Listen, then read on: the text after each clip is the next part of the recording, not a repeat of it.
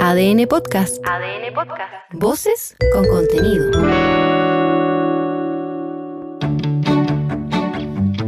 Somos iguales, somos diferentes. Somos 19 millones de temas por conversar. Somos País ADN, con Aldo Schiapacase y Piedad Vergara. Como lo hemos enfatizado estos días, vamos a tener nuestro debate en País ADN, pero con la atención puesta obviamente en lo que son los temporales de la zona norte del país y con este frente de mal tiempo que estaría pronto a llegar en la zona sur. Vamos en algún momento a tener la información actualizada de nuestros servicios informativos para saber en qué condición se está viviendo esta emergencia. Luz Poblete, ¿cómo estás? Bienvenida. Aquí estoy muy preocupada, obviamente, bien concernada con las consecuencias que ha tenido este frente y este tremendo temporal que ha azotado nuestro país, tanto en el sur como en el norte. Yo tengo mi corazón en ambas regiones. Tengo hace 30 años que veraneo en Tongoy, entonces ha sido desalojador ver las consecuencias que ha tenido el temporal. Pero queremos aprovechar tu experticia, Camilo, para de alguna manera entender lo que está aconteciendo en varias zonas del país, fundamentalmente en el norte, que era una zona que tenía tanto riesgo hídrico, que estaba en una sequía impenitente, que necesitaba urgentemente el agua, pero que obviamente llegó en una cantidad muy superior a lo que se esperaba. Desde tu experticia, ¿cómo ha funcionado el sistema eléctrico en el país en esta emergencia? Que yo te diría, después de mucho tiempo, contempla muchas regiones y una extensión territorial muy amplia, ¿no? Sí, efectivamente. Lo primero es que tenemos que tomar conciencia que efectivamente el cambio climático y la incerteza hídrica que está habiendo en Chile y en el mundo es algo que ya no hay que poner en duda. Esto no es el cuento de alguien o unos pocos. La verdad que es lo que está viendo el mundo. Y en Chile lo estamos viviendo con nuestras familias, con nuestros amigos, con nuestras regiones. Y ahí, claro, el tema de la infraestructura tiene que empezar a hacer de una conciencia también de cómo hacemos una infraestructura que, por un lado, no solamente mitigue estos efectos que son las reparaciones que vamos a hacer, sino que también se adapte a estas nuevas condiciones que van a ser juegos entre sequías muy fuertes y después ríos atmosféricos. Y no solamente es el agua, la gente siempre nos quedamos con el agua. La verdad que lo que más afecta al sistema, por ejemplo, eléctrico, son las condiciones de viento. El viento es el que bota árboles, los árboles botan postes, rompen transformadores de distribución, rompen cables, y es el viento el que produce también, y el viento también ha cambiado. Es decir, es impresionante como los mapas de viento que nosotros teníamos hace 10 años y hoy en día cambian. Y en el viento, para que todos sepamos, también se dan sequías de viento. Hay periodos donde no corre viento, donde habitualmente corría, y después vienen estas fuertes rachas de viento, en algunos momentos sobre 100 kilómetros por hora, y ahí es muy difícil enfrentar eso. Ahora, respecto al sistema eléctrico, nosotros en Chile tenemos un sistema que está integrado por el segmento de generación, transmisión y distribución. En generación, nosotros principalmente nos preocupamos en estas condiciones qué pasa con los embalses. Chile tiene diferentes tipos de embalses estratégicos que están diseñados para guardar agua para usarlo en el año siguiente, y obviamente que en estas condiciones es muy delicado la gestión del embalse, entonces hay que manejar las cotas. Estas cotas se bajan estratégicamente para calcular el agua que viene y después, si es necesario, hacer lo que se llama el vertimiento abriendo las compuertas. En esta condición los embalses han funcionado bastante bien. No ha habido ningún golpe de agua, no ha habido ninguna condición crítica, y eso ha sido una muy buena coordinación entre las empresas y el gobierno. ¿Habían podido llegar al embalse en el norte? Hasta ayer no habían podido llegar a... Claro, ese es un embalse que no es eléctrico, es un embalse para agua. Claro, para agua agrícola y agua potable, sí. Ahora, ellos también tienen las mismas condiciones, tienen que calcular cuál es su cota de verdad de resistencia, porque hay que pensar que el agua ejerce la presión sobre el muro. Por lo tanto, llega un momento en que hay que abrir compuertas para que esa agua de verdad se libere y no siga presionando el muro. Y en la parte de redes, que es transmisión, distribución, transmisión también ha estado bastante resiliente. Hubo una pequeña situación con una línea, pero se manejó bastante bien. Y claro, distribución es distinto. Distribución es lo que todos nosotros vemos habitualmente y es lo que uno habla, la cuenta de la luz, la compañía de electricidad, la compañía eléctrica, la compañía de la luz. Y ahí, claro, tenemos dos situaciones muy distintas también en Chile. Una son las ciudades como Santiago, Valparaíso, Concepción, donde la red es muy enmallada y por lo tanto hay mucha facilidad de que si se corta en una parte se puede reparar por otra. Tenemos calles también que están asfaltadas, entonces hay mayor. Pero en las zonas suburbanas y rurales la situación es distinta. Ahí la densidad baja mucho. Al bajar mucho la densidad, y eso es lamentable porque es totalmente comprensible que cada uno de nosotros y nuestras familias vean su situación particular, ¿verdad? A mí se me cortó la luz, pero el esfuerzo que ha habido en la coordinación en este temporal, les puedo decir que el sector privado con el gobierno nos reunimos todos los días a las 8 de la mañana, después también a las 6 de la tarde, se han hecho cuadraturas en las regiones más por comuna e incluso situaciones particulares. Algo que se ha hablado mucho, las personas electrodependientes. En esta oportunidad, todas las personas electrodependientes recibieron sus equipos antes y su revisión antes y se les dio combustible antes. Y eso también ha permitido que ningún electrodependiente haya tenido que sufrir una condición dramática. Los tienen bien catastrados también. Sí, a ver, se tiene catastrado porque como esto es una situación muy variable, la obligación de la persona es inscribirse. Exacto. Una vez inscrito, la empresa de distribución lo tiene identificado, lo tiene monitorado y sabe dónde está y eso fue que todas estas familias, ¿verdad?, recibieron antes. Fue clave.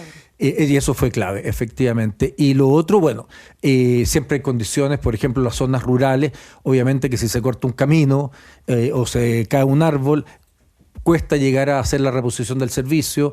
En todo caso, y hablando con la superintendenta, con la señora Marta Cabezas, y aprovechando también este espacio, Aldo Piá, las familias siempre pueden presentar su caso en la superintendencia, que se llama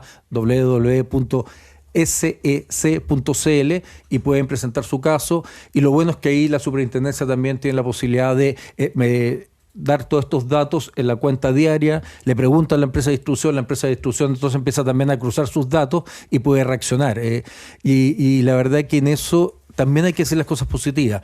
El sistema, al menos la parte eléctrica, es en la que yo trabajo, hemos estado muy conscientes, trabajando muy transversalmente el sector público-privado para tratar de mitigar, porque no se puede evitar lamentablemente todo lo que está pasando.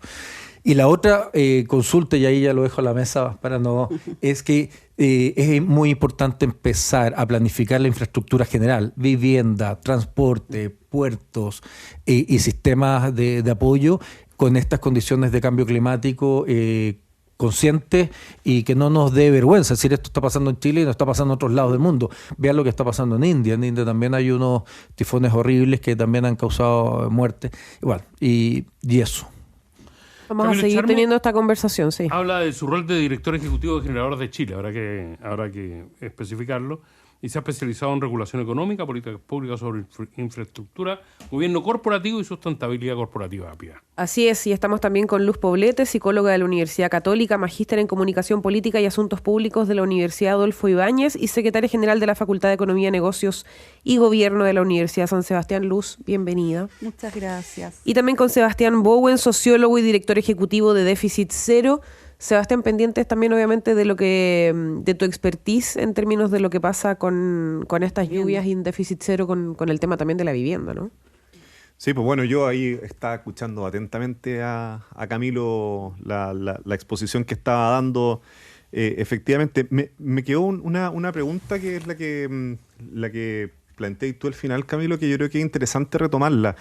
Los eventos meteorológicos y en el fondo, tanto en verano como en invierno, están mutando brutalmente, están abriendo también nuevos como desbloqueando, por decirlo así, nuevos desafíos desde el punto de vista de emergencia para un país que ya también tenía historia en eso. Entonces, lo hemos hablado en otros programas, como le gusta decir Aldo, lo hemos hablado justamente que Chile tiene un cierto músculo para responder a emergencias, tiene una cultura justamente en esa materia.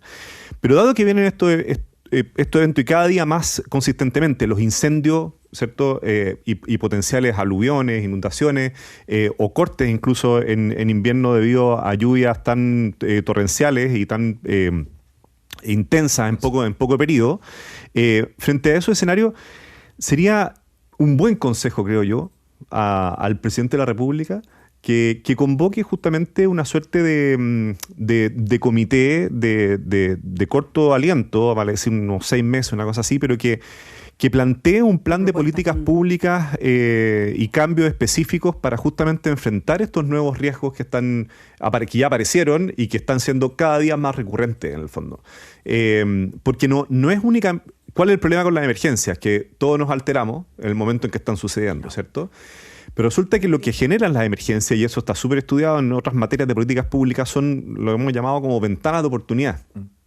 Chile es bien interesante porque Chile ha construido gran parte de su institucionalidad de políticas públicas. Por ejemplo, todo nuestro sistema eléctrico, sin ir más lejos, se constituye su estructura actual incluso de generación y distribución fundamentalmente después del terremoto del 39.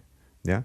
Y desde ahí en el fondo hay el Colegio de Ingenieros, si no me equivoco, en esa época, o no me acuerdo si el instituto, no recuerdo cuál era, plantea todo el planteamiento actualmente del sistema interconectado central y se empieza a generar y se multiplica por 20 la capacidad de generar electricidad en Chile, digamos. Bueno, en esa época Endesa es lo que se denominó el plan se crea Endesa, claro. Se crea Endesa, y Endesa hace toda una planificación de todas las cuencas de Chile. Exactamente, y se crea Endesa porque se crea la Corfo. Claro.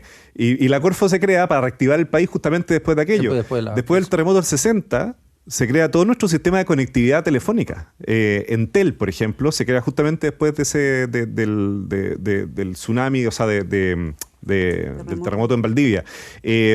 Y efectivamente, mucha institucionalidad que tenemos. El mismo Ministerio de Vivienda, en el fondo, se crea también después de ciertas emergencias que suceden también en los años 30. Empieza ahí como la primera ordenanza, ¿cierto? Y la construcción que tenemos, que es una construcción que resiste, se debe a la capacidad institucional que hemos tenido de responder después de las catástrofes. Entonces, en estas catástrofes que hemos tenido, incendios, ¿cierto? Bueno, el caso hoy día con lo que pasa con la lluvia y que van a seguir existiendo. ¿Cuál es la institucionalidad? Viento también. Yo te iba a decir eso. Lo que pasó hace 2 años, el 2025, también tuvo que ver con el viento, sí, más allá de la lluvia incluso. Entonces, ¿qué institucionalidad se va a construir? Y no sabemos, no tenemos la respuesta exacta, y lo que pasa es que se abre la ventana de oportunidad para plantear estos temas cuando existe la emergencia, ¿verdad? Ese como doble cara, pero también se cierra rápidamente. Pero ahora, a ver, tenemos la institucionalidad que son estos nombres raros que les ponen, ¿no? El SENAPRED, que es el Servicio Nacional de Prevención de Riesgos y Desastres. Lo podrían poner más sencillo estos nombres para que la gente lo pueda decir. Era el ONEMI, digamos. Exacto, antes era el ONEMI, pero le pusieron un nombre más complejo. Tiene también una filosofía distinta. La idea es trabajar para prevenir. Entonces, hay que darle, esa institución también tiene que dar cuenta, después de que salgamos de esta situación, de cuál era su objetivo estratégico, cuál era su plan de planificación de riesgo, su matriz de riesgo, y cómo esa matriz de riesgo evoluciona. Sí. Y ahí coincido contigo, porque esto está evolucionando. Lo hablábamos antes, los vientos. Los vientos a nivel mundial han cambiado. Si uno toma hace 10 años, tanto en el norte como en el sur, el hemisferio norte y el hemisferio sur, han cambiado hasta un 30% en cuanto a velocidad o lugares o intensidad. Entonces hay momentos que hay sequía de viento y hay otros momentos de viento muy fuerte. Entonces, efectivamente tenemos que tomar nota. Ahora, además, el otro problema es que estamos justo en la transición. Entonces, eso lo hace un poco más difícil. Pero Luz casi siempre queda sujeto a la evaluación de gente que está muy desesperada y que requiere ayuda muy rápido, la evaluación de la respuesta del gobierno. Es que son cosas distintas. Yo creo que cosas que uno tiene que rescatar. O sea, que yo siempre estoy en modo positivo y sí reaccionar más rápidamente. Primero por la anticipación. Primero por la anticipación. Yo creo que no había nadie que no supiera que este frente iba a venir con todo. Otra cosa es que uno se lo crea. ¿No les pasa que cuando te avisan que va a ser tan terrible que viene el diluvio universal, nos falta la gente que dice terrorismo meteorológico? Claro, exactamente. Nos falta esa gente, digamos. Esa gente. Pero eso permitió que de alguna manera, una cosa es anticiparse y otra cosa es prepararse. Claro. Porque en prepararse ya entra que en la cultura de las crisis y del manejo de crisis, la preparación tiene que ver con tener los recursos para poder, en esa anticipación, poder reaccionar rápidamente.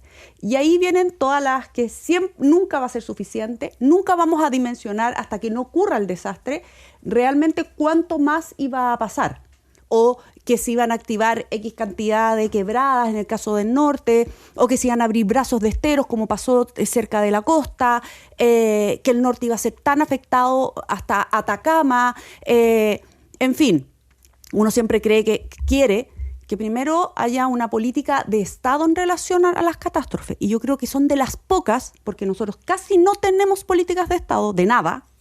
Chile no tiene políticas de Estado en muchísimas cosas que debieran ser políticas de Estado. Yo diría que una de las que sí, y que tiene una institucionalidad sólida por toda la historia que además Sebastián tan mateamente nos cuenta, y tú desde el lado de la energía, la electricidad, sí tenemos una historia que permite construir una sólida institucionalidad que nos permita reaccionar independiente del color político o de quien esté en el gobierno. Claro. Hay una reacción que siempre uno quisiera que fuera más rápida, que la llegada de la luz fuera más rápida, pero cuando tú tienes zonas aisladas donde de verdad no puede llegar ni el camión ni la grúa, y tú dices, no tengo las grúas, pero si ni siquiera puedo llegar a donde están las grúas, ni el helicóptero pudo llegar a rescatar a la gente en el Valle del Limarí, cuando pudo llegar uno y hasta el otro día no se puede esperar. Entonces, creo que siempre en la desesperación, como decías tú, Aldo, de los alcaldes especialmente y los seremis que están en terreno, hoy día escuchaba a la alcaldesa con Barbalá, que tiene un espíritu positivo impresionante,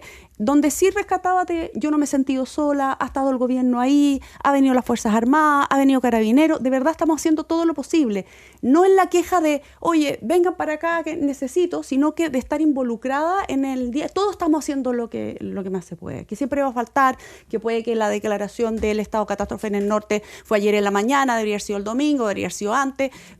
En fin, los timings son en las emergencias mismas para poder reaccionar y para poder realmente responder a la necesidad y la desesperación de los mismos ciudadanos que está en peligro su vida. No. Su vida, no solamente su casa, no pierde, que ya es terrible, sino que su vida, por supuesto que siempre uno va a sentir que está al debe. Y tenemos que empezar a embalsar ya, ¿o no? Es decir, tenemos que tener una política de embalses.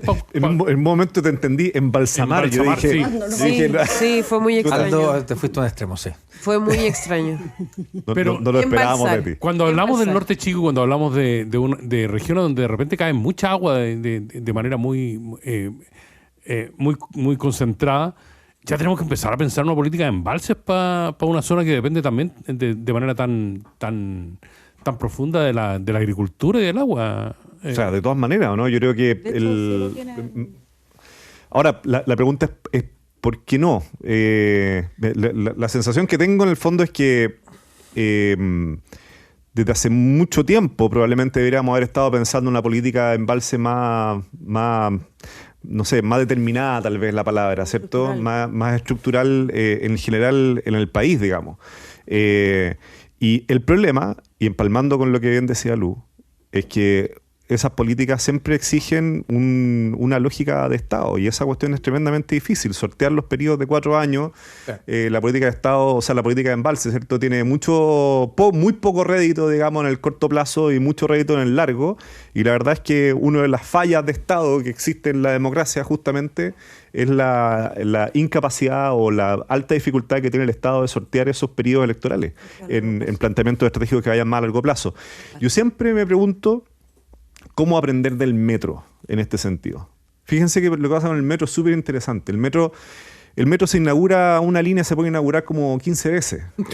Entonces, y gana el que la anuncia, digamos, el que pone la primera piedra, el que corta y que después la evalúa. O sea, y se instala entonces una lógica como de que el solo anuncio de una línea de metro es una chapita en el fondo para el presidente que está. Y no lo anuncia un presidente de metro, no lo anuncia un ministro, lo anuncia el presidente de la República, ¿cachai? Entonces, si uno genera esa misma cultura, esa misma mentalidad, esa misma idea, detrás de ciertas cosas, como pueden ser justamente una política energética y también de prevención de riesgo, me parece que puede ser muy potente. ¿Qué es lo que se necesita para eso? Algo que afortunadamente ya estamos teniendo. Se necesita experiencias positivas en la materia. Y lo que ha pasado con políticas justamente que han habido para evitar, por ejemplo, situaciones de inundaciones en el pasado, en la misma región metropolitana o en otros lugares, y que se han transformado en parques urbanos, que luego en momentos de caudales altos en el fondo de los ríos terminan siendo lugares de alguna manera de protección o prevención, justamente de mitigación.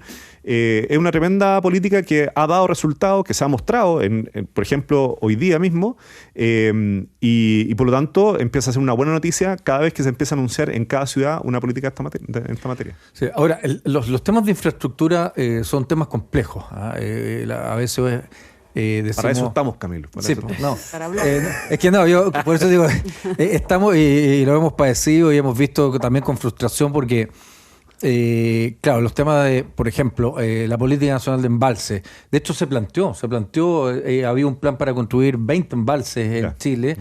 ¿Y qué es lo que pasa? Empiezan a ver, bueno, ¿quién lo financia? Después, ¿quién lo opera? ¿Quién financia la operación y mantenimiento?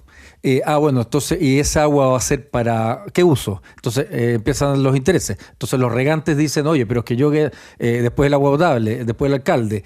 Entonces, y ahí viene otro tema que es bien interesante. La infraestructura no solamente hay que construirla y operarle, hay que crearle una gobernanza. Hay que crear una gobernanza a la infraestructura para que funcione, porque hay que construirla y después hay que operarla y mantenerla. Si no hay gobernanza, nadie se hace responsable y pueden pasar cosas como han pasado con algunos embalses que, principalmente aquí estamos hablando no de los embalses de uso hidroeléctrico, por eso tienen su gobernanza. Como que acabamos de comentar. Claro, pero hay unos embalses que también quedaron ahí un poco mal tenidos y después dice, oye, y esto es un elefante blanco, ¿y para qué me sirve? Porque no le sirve ni a los regantes, ni al municipio, ni a nadie. Entonces, la gobernanza de la infraestructura es un tema muy relevante para que ésta se pueda desplegar independiente de los cuatrienios del gobierno. Y ahí y esa gobernanza obviamente tiene que ser multipartita, así tiene que estar los intereses directos, tiene que estar gente que sepa y el sistema de financiamiento de lo mismo, porque si no, no funciona. Entonces, y eso hay que volver a revisar el tema de las carreteras, lo estamos hablando con Luz. ¿Qué se te iba a comentar? Claro, las carreteras funcionan muy bien, pero hoy en día algo ha pasado hoy que se detuvo esto. Mira lo que está pasando en el norte, claro, se pensó con otras lógicas y ahí nuevamente, por ejemplo, la hidrología.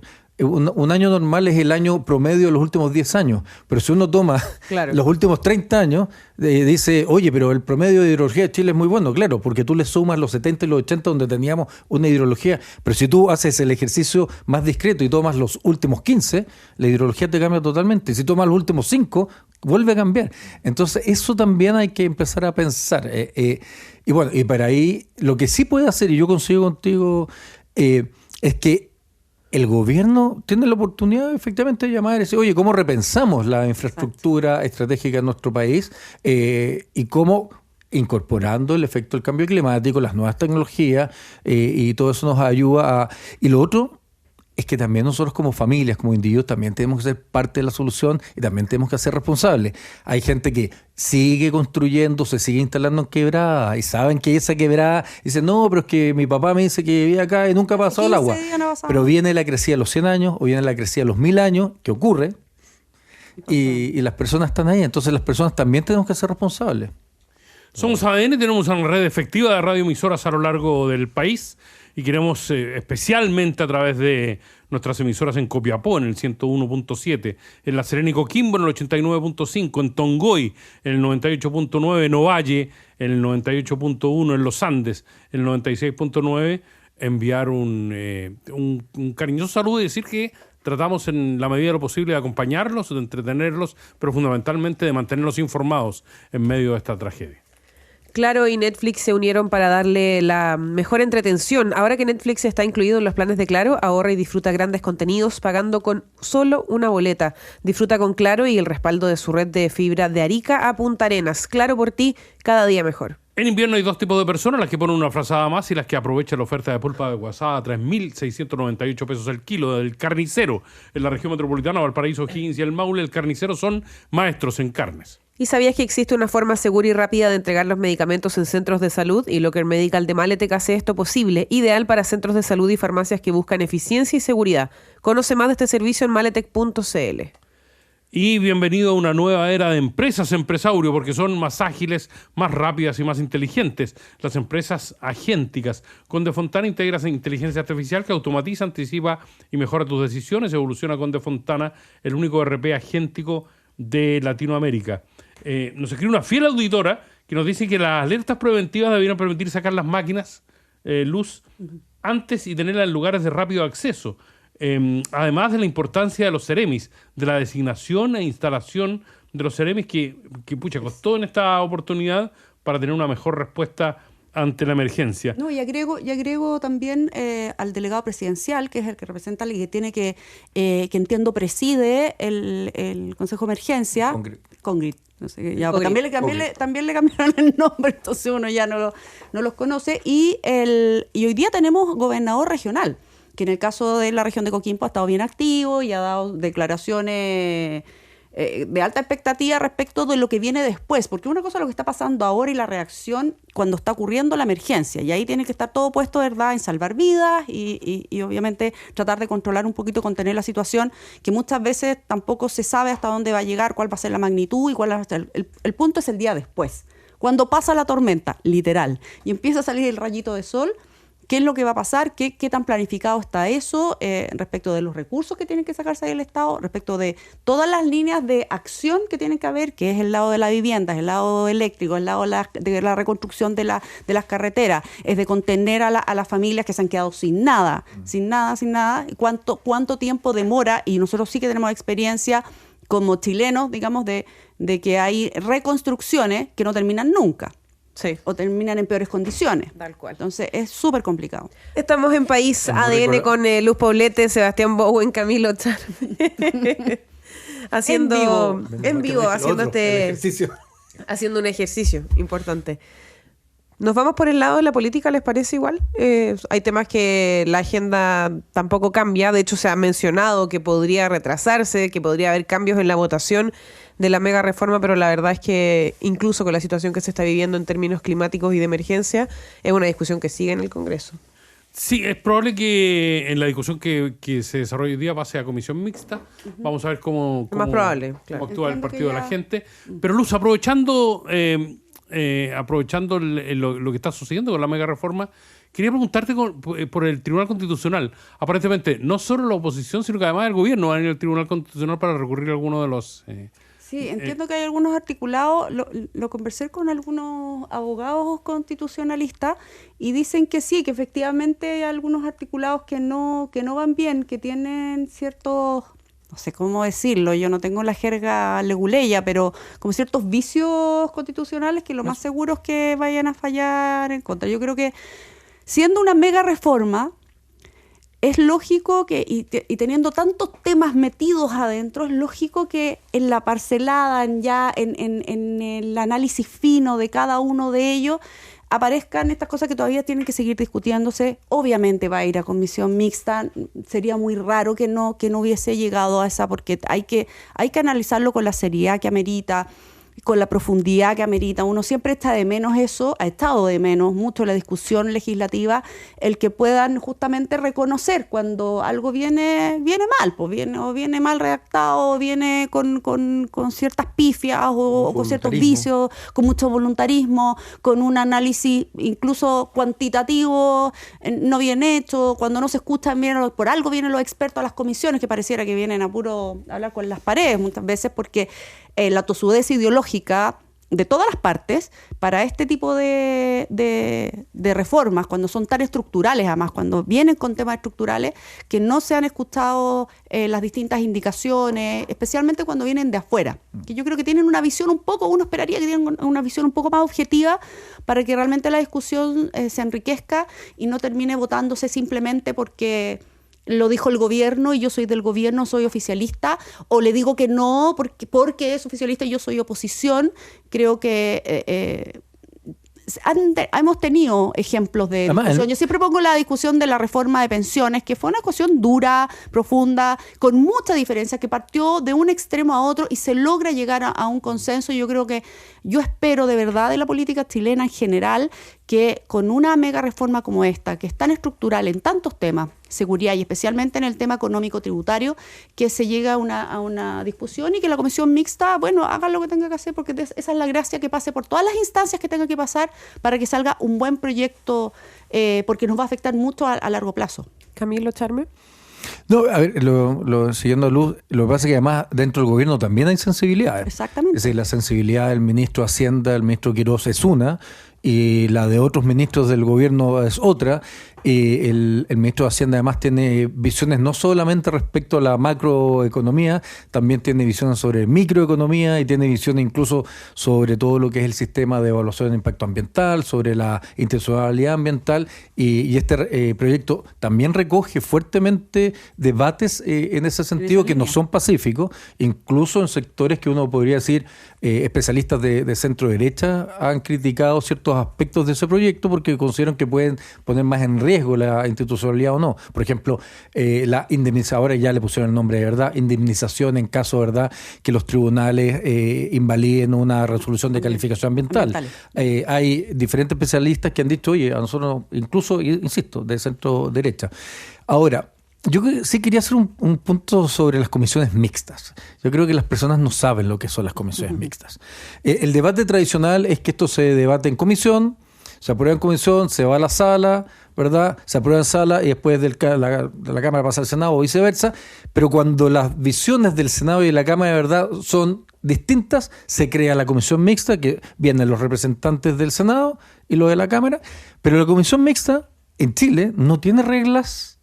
Así, no está el estatuto de la comisión mixta. Por lo tanto, las comisiones mixtas son soberanas de hacer muchas cosas. Incluso pueden votar lo que se aprobó en un lado y retirarlo, incorporar cosas que no se habían discutido, porque al final la comisión mixta es una mesa de negociación. Entonces también hay que tener un poco, y hay que estar muy encima de la comisión mixta. De hecho, yo ahí sí consigo, la comisión mixta tal vez va a ser lo más importante de esta tramitación, porque como tienen que negociar, bueno, cuando se negocia, todos tienen que ceder. Y ahí es donde efectivamente todo puede pasar. Claro, y el tema es que eso ya no es como los otros debates, ya no están las audiencias públicas, no se sabe las indicaciones. De hecho, las indicaciones se van redactando en la misma mesa, en lo que dure. Entonces es decir, a las personas que les interesa este tema deberían estar bastante atentos. También es el momento de poder todavía de incorporar análisis, propuestas concretas. ¿Sí? Ya no es el análisis abstracto teórico, sino propuestas concretas de mejora de artículos o de nuevos artículos que mejoran el proyecto. Pero y después viene el Tribunal Constitucional, ¿eh? Porque este proyecto, como tiene normas orgánicas constitucionales, sí o sí tiene que ir al Tribunal Constitucional, pero además sabemos que la oposición también tomó la decisión de ir y ahora el gobierno entró. Entonces, y el Tribunal Constitucional ahí se va a tomar fácilmente un mes. Es decir, no vamos a tener ley antes de Fiestas Patrias, tal vez un poquito antes de Fiestas Patrias vamos a tener ley, y entonces vamos a pasar por los acuerdos de la Comisión Mixta y después por las decisiones del Tribunal Constitucional. Hay, como decía Luce, Sebastián, un montón de temas que están mezclados y que hacen que la conversación sea muy difícil. Porque no están solo los temas tributarios de contribuciones, sino que además hay mucho cambio ambiental a propósito de lo que está pasando dentro de esta mega reforma. Sí. Genera dudas, ¿sabes?, en términos de la permisología y cuánto apuramos los procesos y esas cosas. Pero fíjate que a mí lo que me llama la atención y que tal vez me gustaría como compartirlo, digamos, acá. Yo creo que la mega reforma se va encaminada, digamos. O sea, y los impactos que tenga se van en cuánto tiempo. No sé, año y medio, 2 años, digamos, algún tipo de impacto positivo, negativo, etcétera. Creo que es una reforma bien estructural. Desde ese punto de vista, hay 2 cosas que me llaman la atención. La primera es una lectura, creo yo, que se está teniendo, como no se está dimensionando la variable de sostenibilidad de las reformas que están implementando los gobiernos en Chile, al menos del gobierno pasado al gobierno actual. Y cuando digo variable de sostenibilidad no me refiero a la sostenibilidad necesariamente económica, me refiero a la sostenibilidad política. O sea, estamos ante un escenario en el cual hay un péndulo cambiante. Nadie podría hoy día asegurar que va a tener por los próximos 15 años un gobierno más o menos de su mismo color. Y aunque lo tuviera, tampoco se están haciendo los esfuerzos para que hayan coaliciones lo suficientemente amplias que sostengan reformas que sean estructurales. Por lo tanto, más allá de ganar con un voto, digamos, o 2 votos, lo que se está votando ahora, es que esté sustentado sobre un medianamente consenso entre principales fuerzas políticas que tú sabes que van a estar cambiando en las próximas 2 décadas, y las políticas públicas de este nivel requieren justamente esos consensos para que se mantengan en el tiempo y puedan tener un ciclo de aprendizaje propio de esa política pública. No existe ninguna política pública que parta perfecta desde el momento del día 1, digamos. Eso no existe, ni tampoco que se vean los efectos. Requieren mejora y para eso requieren convicciones. Y esas convicciones se comparten más allá de coalición política, en coaliciones de política pública, vale decir, cuáles son todos los grupos que están detrás de un cambio en particular que se tiene. Chile, creo yo que fue capaz de gozar de coaliciones de política pública en varios niveles y en varios subsistemas de política pública. O sea, en temas justamente, por ejemplo, todo lo que fue el impulso de las concesiones, fue un tremendo consenso de política pública y generó tremendos impactos también. Todo lo que fueron las políticas sociales, justamente desde el Chile Solidario, el Chile Crece Contigo, digamos, también gozaban de un cierto acuerdo en materia de distintos colores políticos, por decirlo así, que lograban defenderlo. Y por lo tanto, ese es el primer punto que pongo como de cautela. Digo, ojo, perfectamente se va a impulsar, se va a aprobar esta mega reforma.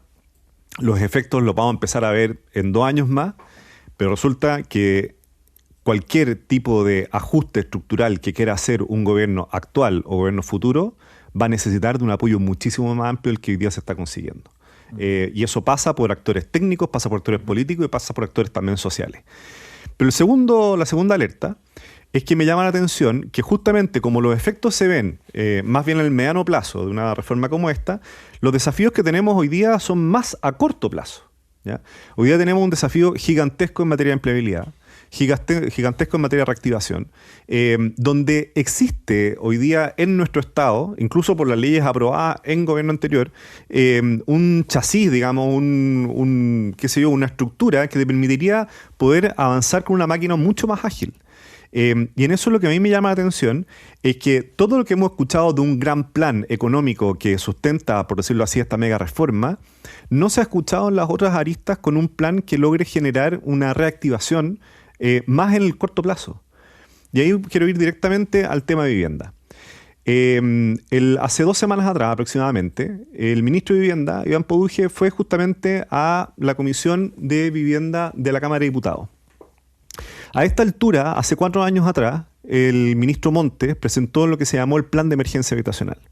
Entonces, plan que está en una ley, la Ley de Integración Social Urbana, y que fue prorrogada justamente esa ley o el Plan de Emergencia Habitacional por 4 años, en diciembre del año pasado. Y lo que se plantea, por lo tanto, es que se presenta un nuevo plan. Va el ministro y presenta el Plan Integral de Vivienda y Urbanismo, el PIU, le pone. Y me parece perfecto porque incorpora nuevos elementos que no son únicamente la construcción de nuevas viviendas, sino que temas más cualitativos, ¿verdad? Temas justamente de gestión de desastres y prevención de desastres, que me parece sumamente relevante. Lo problemático es que el mundo de la vivienda vive en gran parte de las expectativas. Para tú construir una casa necesitas mucha energía y necesitas saber cuánto tiempo vas a mantener esa energía con esas mismas reglas. Por cuánto tiempo vas a necesitar esa energía de construcción. Y justamente lo que nosotros estamos teniendo hoy día es que no se están gestionando esas expectativas, porque cuando se presenta este plan, se presentan una serie de anuncios, pero no hay un presupuesto detrás, no hay metas específicas detrás, no hay una institucionalidad detrás, no hay una diversidad y tampoco se responden preguntas bien relevantes. Por ejemplo, el mismo ministro de Vivienda y Urbanismo planteó hace un par de meses atrás que iba a lanzar un proyecto de ley para empalmar el rango sanitario con el rango urbano en nuestras ciudades. O, por ejemplo, había un proyecto muy potente que ha estado en los últimos 10 años, que son los proyectos de integración social, que han generado muchas viviendas, y no hay ninguna mención en el PIU, en el Plan justamente Integral de Vivienda y Urbanismo, en tanto a esa materia, por ejemplo. O en materia de arriendo, que uno dice, bueno, sí, lo que se quiere es un país de propietarios, perfecto, pero hoy día aproximadamente el 30-40% de la gente que está en comités de vivienda esperando una vivienda está arrendando. Y va a arrendar por los próximos 8 años. Y va a arrendar probablemente por 200.000, 300.000 pesos mensuales. Una política de arriendo atiende a esa familia, pero también atiende a las personas mayores, también atiende a los migrantes sin residencia, también atiende a los hogares unipersonales que han crecido a un 20%.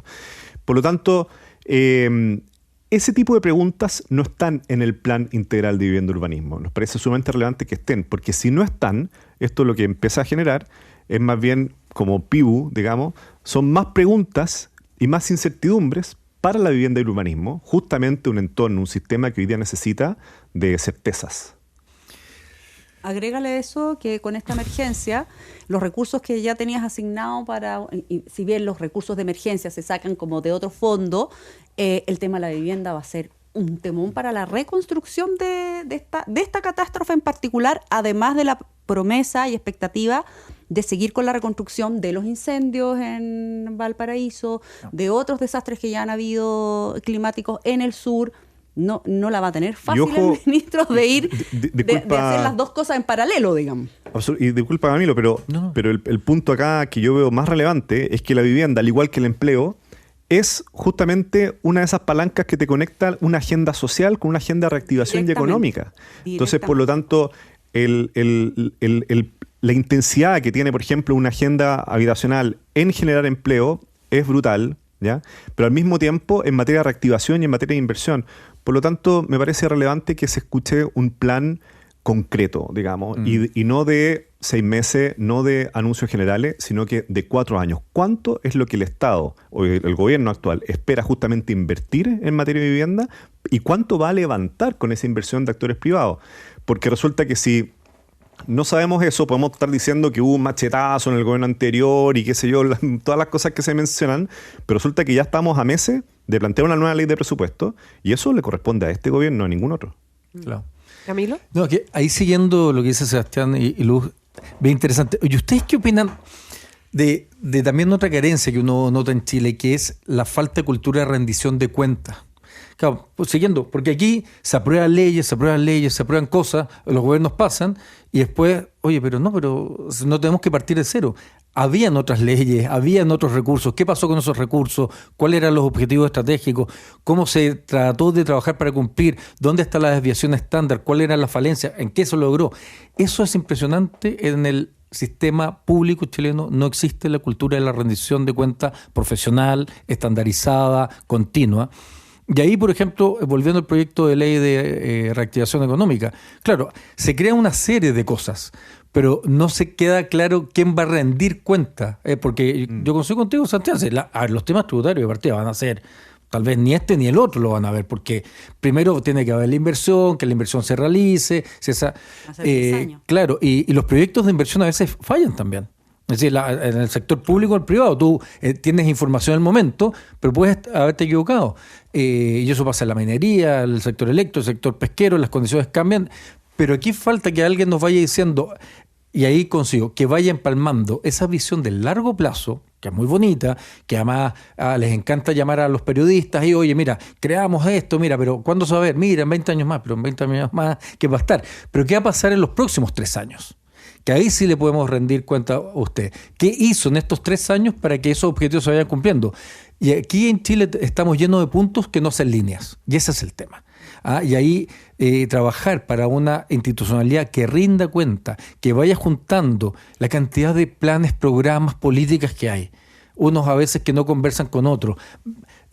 Planes sectoriales que deberían conversar, que no conversan con otros. Es impresionante cuando uno ve temas de medio ambiente, economía, de minería, y tú dices, oye, pero ellos también lo están viendo. No sabían que ustedes estaban viendo esto. Como la fantasía de los interministerios trabajando juntos. Claro, la integración de esta información. Y hoy en día, además, aprovechemos que tenemos una tecnología que permitiría hacer esto de mejor manera. Es decir, los sistemas, digitalización, plataformas transparentes, líneas bases públicas. Es decir, tenemos una serie de cosas que llevamos años hablando y no sé por qué llega a algún momento la estructura superior y no lo impulsan. El tener bases públicas es lo mejor que hay. Es decir, transparente, que cualquiera pueda ver, que cualquiera pueda hacer ver que está llena o no. Y ese es un tema que yo creo que la academia también en Chile ha sido un poco blanda. Sí, ha sido un poco blanda. La academia aquí debería ser más exigente, debería proponer, y si el sector público no lo crea... Es más tímida como que la propuesta, pero no se mete claro. Bueno, y en otros lados la academia es muy activa. Crean observatorios, crean programas de seguimiento. Buen punto, hay harto temor. Sí, pero Hay ¿por harto qué? temor. ¿Pero ¿Por temor qué? a qué? Porque- a perder porque- el financiamiento de Claro. programas basales. Sí, po. ¿Viste? A no O sea, quemarse. yo creo, no me ha tocado trabajar, digamos, directamente en la academia, pero en un país como el que tenemos, donde el Estado es tan relevante para mover en el fondo la economía del mundo social, del Sí, mundo sí. académico, etcétera, hay mucho temor en las organizaciones de levantar una fiscalización. Ni siquiera estamos hablando de una crítica, sino que solamente decir cuáles son los datos públicos que existen en la materia y cómo Un se va avanzando en la observatorio. materia. Esta política pretendía cumplir estos objetivos. ¿Los cumple, no los cumple? Claro. ¿Los cumple bien, los cumple mal? Porque te pueden cortar el agua. Sí. Y eso es algo que en general los actores yo creo que temen, así, para que digamos las cosas como son en este programa, ¿no? Por supuesto, de eso se Ah, trata. hay de eso, sí, es verdad. Pero bueno, pero hay universidades también que tienen asegurados otros fondos basales que deberían ser y tampoco lo son. Es decir, yo no veo a ciertas universidades que se ven muy autónomas diciendo, oye, acá este era el plan de vivienda. ¿Cómo vamos? ¿Dónde estamos? ¿O por qué se votó lo que se hizo antes? ¿Era necesario votarlo todo? Tal vez no. Y así con tantas otras políticas. ¿Ah? Entonces, pero trabajar por una cultura de rendición de cuentas, yo creo que es algo que sí deberíamos hacer como sociedad activa. Y yo creo que la academia, las universidades están mandadas a hacer ese trabajo. Gracias por venir hoy día, Camilo. Era muy importante que estuvieras acá. ¿Eh? Muchas gracias por la invitación. Sebastián Bowen, Luz Poblete, Camilo Charme estuvieron esta mañana con nosotros haciendo País ADN en medio de esta emergencia que nos obliga a poner mucho ojo en lo que está aconteciendo, no solo en las regiones, sino que además con situaciones que son tan importantes en términos del desarrollo normal del país. Sí. Muchas gracias una vez más. ¿eh? Solo Bueno, repetir, Tomboy. Aldo, que cualquier información la pueden incorporar en www.sec.cl, porque eso sirve para cruzar la base de datos con lo que está pasando y esto se está monitoreando hora a hora. Así que háganlo porque es útil. De todas maneras, muchísimas gracias. Esto fue País ADN, con Aldo Schiapacase y Piedad Vergara. Conversación, actualidad y los temas de hoy. ADN, la voz de todos para todo Chile.